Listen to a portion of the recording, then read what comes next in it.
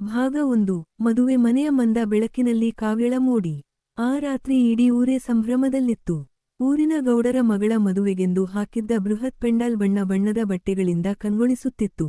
ಮೇಲ್ಛಾವಣಿಯಲ್ಲಿ ಕೆಂಪು, ಹಳದಿ ಮತ್ತು ಗುಲಾಬಿ ಬಣ್ಣದ ಬಟ್ಟೆಗಳು ಅಲೆಅಲೆಯಾಗಿ ಜೋಡಿಸಲ್ಪಟ್ಟಿದ್ದು, ಅದರ ನಡುವೆ ಮಿಂಚುತ್ತಿದ್ದ ಸಣ್ಣ ಸಣ್ಣ ಲೈಟ್ಗಳು ಇಡೀ ವಾತಾವರಣಕ್ಕೆ ಮಾಂತ್ರಿಕ ಸ್ಪರ್ಶ ನೀಡಿದ್ದವು.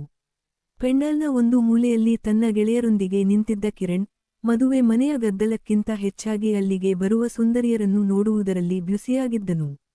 ಕಿರಣ್ ಬೆಂಗಳೂರಿನಲ್ಲಿ ಇಂಜಿನಿಯರ್ ಆಗಿ ಕೆಲಸ ಮಾಡುತ್ತಿದ್ದು, ಮದುವೆಗಾಗಿ ಊರಿಗೆ ಬಂದಿದ್ದನು. ಅವನ ಕಣ್ಣುಗಳು ಯಾರನ್ನೋ ಹುಡುಕುತ್ತಿರುವಂತೆ ಅಲೆದಾಡುತ್ತಿದ್ದವು.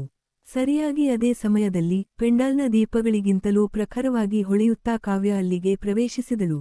ಅವಳು ತೊಟ್ಟಿದ್ದ ಆ ನೇರಳೆ ಬಣ್ಣದ ಕುರ್ತಾ ಅವಳ ಹಾಲಿನಂತಹ ಬಿಳಿ ಮೈಬಣ್ಣಕ್ಕೆ ಅತ್ಯಂತ ಆಕರ್ಷಕವಾಗಿ ಕಾಣುತ್ತಿತ್ತು. ಕೈಯಲ್ಲಿ ಮೊಬೈಲ್ ಹಿಡಿದು, ಮುಖದ ಮೇಲೆ ಒಂದು ಸಣ್ಣ ತುಂಟ ನಗು ಬೀರುತ್ತಾ ಅವಳು ನಡೆದು ಬರುತ್ತಿದ್ದ ಶೈಲಿ ಕಿರಣ್ನ ಎದೆಯಲ್ಲಿ ಹೊಸ ಇಂಜಿನ್ ಸ್ಟಾರ್ಟ್ ಮಾಡಿದಂತಿತ್ತು. ಕಾವ್ಯಳ ಕಿವಿಯಲ್ಲಿನ ಆ ದೊಡ್ಡ ಬೆಳ್ಳಿ ಓಲೆಗಳು ಅವಳ ಪ್ರತಿ ನಡಿಗೆಗೆ ತಕ್ಕಂತೆ ತಾಳ ಹಾಕುತ್ತಿದ್ದವು. ಅವಳು ತನ್ನ ಕೂದಲನ್ನು ಮೆಲ್ಲಗೆ ಸವರುತ್ತಾ ನಿಂತಾಗ, ಕಿರಣ್ನ ಗಮನ ಪೂರ್ತಿಯಾಗಿ ಅವಳ ಮೇಲೆ ನೆಟ್ಟಿತ್ತು. ಅವಳ ಆ ಸುಂದರ ರೂಪ ನೋಡಿ ಕಿರಣ್ ತನ್ನನ್ನು ತಾನು ಮರೆತು ನಿಂತಿದ್ದನು. ಕಿರಣ್ ಮೆಲ್ಲಗೆ ಅವಳ ಹತ್ತಿರ ಹೋಗಿ, ಎಕ್ಸ್ಕ್ಯೂಸ್ ಮೀ, ಈ ಪೆಂಡಾಲ್ನಲ್ಲಿರೋ ಲೈಟ್ಸ್ ಚೆನ್ನಾಗಿದೆಯಾ ಅಥವಾ ನಿಮ್ಮ ಮುಖದಲ್ಲಿರೋ ಈ ನ್ಯಾಚುರಲ್ ಗ್ಲೋ ಜಾಸ್ತಿ ಇದೆಯಾ ಅಂತ ಕನ್ಫ್ಯೂಸ್ ಆಗ್ತಿದೆ, ಎಂದನು.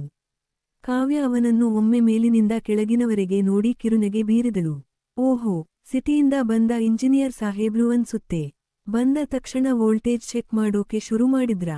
ಇಲ್ಲಿ ತುಂಬಾ ಹೈ ವೋಲ್ಟೇಜ್ ಇರುತ್ತೆ, ಹುಷಾರು, ಎಂದು ತುಂಟತನದಿಂದ ಕೆಣಕಿದಳು. ಕಿರಣ್ ನಗುತ್ತಾ, ಇಲ್ಲ ಕಾವ್ಯ, ನಿಮ್ಮನ್ನ ನೋಡಿದ ಮೇಲೆ ನನ್ನ ಹಾರ್ಟ್ ಇಂಜಿನ್ನಲ್ಲಿ ಶಾರ್ಟ್ ಸರ್ಕ್ಯೂಟ್ ಆದ ಹಾಗೆ ಅನ್ಸುತ್ತಿದೆ. ಇವತ್ತು ರಾತ್ರಿ ಈ ಮದುವೆ ಮನೆಯ ಗದ್ದಲದಲ್ಲಿ ನಮ್ಮಿಬ್ಬರ ನಡುವೆ ಒಂದು ಹೊಸ ಕನೆಕ್ಷನ್ ಸಿಗಬಹುದಾ ಎಂದು ಡಬಲ್ ಮೀನಿಂಗ್ನಲ್ಲಿ ಕೇಳಿದನು. ಕಾವ್ಯ ಅವನ್ನೇ ದಿಟ್ಟಿಸಿ ನೋಡಿ ಕಿರಣ್, ನನ್ನ ಲೈನ್ ಸಿಗುವುದು ಅಷ್ಟೂ ಸುಲಭವಲ್ಲ. ಇಲ್ಲಿ ಈಗಾಗಲೇ ತುಂಬಾ ಜನ ಕ್ಯೂನಲ್ಲಿದ್ದಾರೆ. ನಿಮ್ಮ ಇಂಜಿನ್ ಪವರ್ ಎಷ್ಟಿದೆ ಮತ್ತು ನೀವು ಎಷ್ಟು ಚೆನ್ನಾಗಿ ಹ್ಯಾಂಡಲ್ ಮಾಡ್ತೀರಾ ಅನ್ನೋದರ ಮೇಲೆ ನಮ್ಮ ಮುಂದಿನ ಡಿಸ್ಕಷನ್ ಇರುತ್ತೆ. ಈ ಮದುವೆ ಮನೆಯಲ್ಲಿ ಅತಿಥಿಗಳ ಉಪಚಾರ ಮಾಡೋ ಕೆಲಸ ತುಂಬಾನೇ ಇದೆ, ನೀವು ನನಗೆ ಎಷ್ಟು ಹೆಲ್ಪ್ ಮಾಡ್ತೀರಾ ಎಂದು ಕಣ್ಣು ಹೊಡೆದಳು. ಕಿರಣ್ ಅವಳ ಹತ್ತಿರಕ್ಕೆ ಇನ್ನೂ ಬಾಗಿ, ನೀವು ಆರ್ಡರ್ ಮಾಡಿದರೆ ಸಾಕು, ಈ ಇಂಜಿನ್ ಎಂಥದ್ದೇ ಲೋಡ್ ತಗೊಳ್ಳೋಕು ರೆಡಿ ಇದೆ. ನೀವು ಆಪರೇಟ್ ಮಾಡೋ ರೀತಿ ಸರಿಯಾಗಿದ್ದರೆ ಪರ್ಫಾರ್ಮೆನ್ಸ್ ಪೀಕ್ ಲೆವೆಲ್ನಲ್ಲಿ ಇರುತ್ತೆ ಅಂತ ಗ್ಯಾರಂಟಿ ಕೊಡ್ತೀನಿ, ಎಂದನು. ಕಾವ್ಯ ಮುಗುಳ್ನಗುತ್ತಾ ತನ್ನ ಮೊಬೈಲ್ ಮೇಲೆ ಕೈ ಆಡಿಸುತ್ತಾ, ಹಾಗಾದ್ರೆ ಸರಿ, ಇವತ್ತು ರಾತ್ರಿ ಊಟದ ನಂತರ ಪೆಂಡಾಲ್ನ ಹಿಂಭಾಗದಲ್ಲಿರೋ ಆ ತೋಟದ ಹತ್ತಿರ ಸಿಕ್ಕಿ. ಅಲ್ಲಿ ನೆಟ್ವರ್ಕ್ ಸ್ವಲ್ಪ ಕಮ್ಮಿ ಇರುತ್ತೆ, ಆದರೆ ಪರ್ಸನಲ್ ಮೀಟಿಂಗ್ಗೆ ಪ್ರೈವಸಿ ಸಖತ್ತಾಗಿರುತ್ತೆ. ನಿಮ್ಮ ಪವರ್ ಎಷ್ಟಿದೆ ಅಂತ ಅಲ್ಲೇ ಲೈವ್ ಆಗಿ ಚೆಕ್ ಮಾಡೋಣ, ಎಂದು ಸವಾಲು ಹಾಕಿ ಅಲ್ಲಿಂದ ಹೆಜ್ಜೆ ಹಾಕಿದಳು. ಅವಳು ನಡೆದು ಹೋಗುವಾಗ ಅವಳ ಆ ಉಡುಗೆಯ ವಯ್ಯಾರ ಮತ್ತು ಆಕರ್ಷಕವಾದ ಫಿಗರ್ ಕಿರಣ್ಣನ್ನು ಪೂರ್ತಿಯಾಗಿ ಕೆಂಗೆಡಿಸಿತ್ತು. ರಾತ್ರಿ ಊಟ ಮುಗಿದು ಎಲ್ಲರೂ ಮಲಗುವುದನ್ನೇ ಅವನು ಕಾತರದಿಂದ ಕಾಯುತ್ತಿದ್ದನು. ರಾತ್ರಿ 11 ಗಂಟೆಯ ಸಮಯ. ಮದುವೆ ಮನೆಯ ಗದ್ದಲ ಸ್ವಲ್ಪ ಕಡಿಮೆಯಾಗಿತ್ತು. ಕಿರಣ್ ಹೇಳಿದಂತೆ ಪೆಂಡಾಲ್ನ ಹಿಂಭಾಗದಲ್ಲಿದ್ದ ಮಂದ ಬೆಳಕಿನ ತೋಟದ ಬಳಿ ಬಂದನು. ಅಲ್ಲಿ ಕಾವ್ಯ ಒಬ್ಬಳೇ ನಿಂತು ಆಕಾಶದ ಚಂದಿರನನ್ನು ನೋಡುತ್ತಿದ್ದಳು. ಅವಳ ಸುತ್ತಲಿದ್ದ ಕತ್ತಲು ಅವಳ ಸೌಂದರ್ಯವನ್ನು ಇನ್ನೂ ಗೂಢವಾಗಿ ಮಾಡಿದ್ದವು. ಬಂದ್ರಾ ಇಂಜಿನಿಯರ್ ಸಾಹೇಬ್ರು? ಲೇಟ್ ಆದ್ರೆ ಇಂಜಿನ್ ತಣ್ಣಗಾಗಲ್ವಾ ಎಂದು ಕಿಚಾಯಿಸಿದಳು. ಕಿರಣ್ ಅವಳ ಸೊಂಟಕ್ಕೆ ಕೈ ಹಾಕಿ ಹತ್ತಿರಕ್ಕೆ ಎಳೆದುಕೊಂಡು, ಈ ಇಂಜಿನ್ ಯಾವತ್ತೂ ತಣ್ಣಗಾಗಲ್ಲ ಕಾವ್ಯ, ಅದರಲ್ಲೂ ನಿನ್ನಂತಹ ಪರ್ಫೆಕ್ಟ್ ಮೆಕ್ಯಾನಿಕ್ ಸಿಕ್ಕಾಗ ಅದು ಇನ್ನೂ ಹೆಚ್ಚು ಹೀಟ್ ಆಗುತ್ತೆ. ಇವತ್ತು ರಾತ್ರಿ ನಮ್ಮ ಈ ಪ್ರೈವೇಟ್ ಸರ್ವಿಸಿಂಗ್ ಶುರುವಾಗಲಿ, ಎಂದು ಅವಳ ಕಿವಿಯ ಹತ್ತಿರ ಮೆಲ್ಲಗೆ ಪಿಸುಗುಟ್ಟಿದನು. ಕಾವ್ಯ ಅವನ ಎದೆಗೆ ಕೈ ಇಟ್ಟು ಸ್ವಲ್ಪ ದೂರ ತಳ್ಳಿ, ಇಷ್ಟೊಂದು ಸ್ಪೀಡ್ ಆಗಬಾರದು ಕಿರಣ್. ನಮ್ಮ ಪ್ರಾಜೆಕ್ಟ್ ಇನ್ನೂ ಫಸ್ಟ್ ಸ್ಟೇಜ್ನಲ್ಲಿದೆ.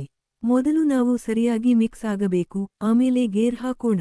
ನಿಮಗೆ ನನ್ನ ಸಿಸ್ಟಮ್ ಹೇಗೆ ವರ್ಕ್ ಆಗುತ್ತೆ ಅಂತ ಗೊತ್ತಿದೆಯಾ ಎಂದು ನಗುತ್ತಾ ಅವನ ಶರ್ಟ್ನ ಬಟನ್ನೊಂದಿಗೆ ಆಟವಾಡಲು ಶುರು ಮಾಡಿದಳು. ಕಿರಣ್ ಅವಳ ಕಣ್ಣಲ್ಲಿ ಕಣ್ಣಿಟ್ಟು, ನೀವು ಎಷ್ಟು ಸ್ಮೂತ್ ಆಗಿ ಹ್ಯಾಂಡಲ್ ಮಾಡ್ತಿರೋ ಅಷ್ಟು ಜಾಸ್ತಿ ಮೈಲೇಜ್ ಸಿಗುತ್ತೆ. ಇವತ್ತು ಈ ತೋಟದ ಏಕಾಂತದಲ್ಲಿ ನಮ್ಮಿಬ್ಬರ ನಡುವೆ ಹೊಸ ಡೇಟಾ ಎಂಟ್ರಿ ಶುರುವಾಗಲಿ. ನೀವು ಎಷ್ಟು ಹಾರ್ಡ್ ಆಗಿ ಕೆಲಸ ಮಾಡಿದ್ರೂ ನಾನು ಸಪೋರ್ಟ್ ಮಾಡ್ತೀನಿ, ಎಂದು ಅವಳ ಕುತ್ತಿಗೆಯ ಮೇಲೆ ಮೆಲ್ಲಗೆ ಮುತ್ತಿಟ್ಟನು. ಕಾವ್ಯಳ ಉಸಿರಾಟ ಈಗ ವೇಗವಾಗಿತ್ತು. ಅವಳು ಕಿರಣ್ನ ತೋಳುಗಳಿಗೆ ಪೂರ್ತಿಯಾಗಿ ಶರಣಾಗುತ್ತಾ, ಸರ್, ನಿಮ್ಮ ವರ್ಕಿಂಗ್ ಸ್ಟೈಲ್ ನನಗಿಷ್ಟವಾಯಿತು. ಆದರೆ ಈ ಆಪರೇಷನ್ ತುಂಬಾ ರಹಸ್ಯವಾಗಿರಬೇಕು. ಯಾರಾದರೂ ನೋಡಿಬಿಟ್ಟರೆ ಈ ಇಂಜಿನ್ ಸೀಜ್ ಆಗೋದು ಖಂಡಿತ. ನೀವು ಎಷ್ಟು ಪವರ್ಫುಲ್ ಆಗಿ ಇವತ್ತು ಕೆಲಸ ಮಾಡ್ತೀರಾ ಅಂತ ನಾನು ನೋಡಬೇಕು, ಎಂದಳು. ಕಿರಣ್ ಅವಳನ್ನು ಇನ್ನೂ ಬಿಗಿಯಾಗಿ ಅಪ್ಪಿಕೊಂಡು, ಯಾರೂ ನೋಡಲ್ಲ ಕಾವ್ಯ. ಈ ಪೆಂಡಾಲ್ನ ಬಣ್ಣ ಬಣ್ಣದ ಬಟ್ಟೆಗಳ ಹಿಂದೆ ಮತ್ತು ಈ ತೋಟದ ಮರಗಳ ಮರೆಯಲ್ಲಿ ನಮ್ಮಿಬ್ಬರ ಪ್ರೇಮದ ಆಟ ಮಾತ್ರ ನಡೆಯುತ್ತೆ. ಇವತ್ತು ರಾತ್ರಿ ನಮ್ಮ ಈ ಸುದೀರ್ಘ ಕಥೆ ಶುರುವಾಗಲಿ ಎಂದು ಅವಳ ತುಟಿಗಳಿಗೆ ಹತ್ತಿರವಾದನು. ಈ ರಾತ್ರಿಯ ಪ್ರತಿ ನಿಮಿಷವೂ ಹೊಸ ಅನುಭವವನ್ನು ನೀಡುತ್ತಿತ್ತು. ಮದುವೆ ಮನೆಯ ಆ ಗದ್ದಲದ ನಡುವೆ ಇವರಿಬ್ಬರ ಗುಪ್ತ ಪ್ರೇಮದಾಟ ಒಂದು ಸುಂದರ ಕಾವ್ಯದಂತೆ ಶುರುವಾಗಿತ್ತು. ಕಿರಣ್ ಮತ್ತು ಕಾವ್ಯ ಇಬ್ಬರೂ ಒಬ್ಬರನ್ನೊಬ್ಬರು ಅರ್ಥಮಾಡಿಕೊಳ್ಳುತ್ತಾ, ಆ ಮಂದ ಬೆಳಕಿನಲ್ಲಿ ತಮ್ಮದೇ ಆದ ಹೊಸ ಲೋಕವನ್ನು ಸೃಷ್ಟಿಸಿಕೊಂಡಿದ್ದರು. ಇದು ಕೇವಲ ಆರಂಭವಷ್ಟೇ. ಮುಂದಿನ ಭಾಗಗಳಲ್ಲಿ ಇವರ ಈ ಪ್ರೇಮದ ಇಂಜಿನ್ ಯಾವ ವೇಗದಲ್ಲಿ ಓಡಲಿದೆ ಮತ್ತು ಯಾವ ತಿರುವುಗಳನ್ನು ಪಡೆದುಕೊಳ್ಳಲಿದೆ ಎಂಬುದು ಇನ್ನೂ ಕುತೂಹಲಕಾರಿಯಾಗಿರಲಿದೆ.